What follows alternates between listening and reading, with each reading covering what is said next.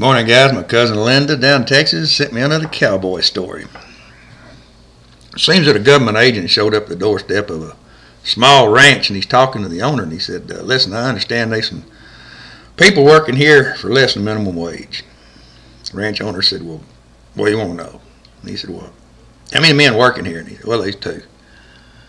All right, tell me about them. All right, well, one fella, he's been here about 3 years, makes $200 a week plus room and board. What about the other fella? Well, the other fella is mentally challenged. Works about 18 hours a day, does about 90% of what gets done around here. Actually clears about $10 a week and has a bottle of whiskey every weekend to help him deal with life. Occasionally he sleeps with my wife. Well, the government agent said, well, that's who I want to talk to. He said, well, you're talking to him.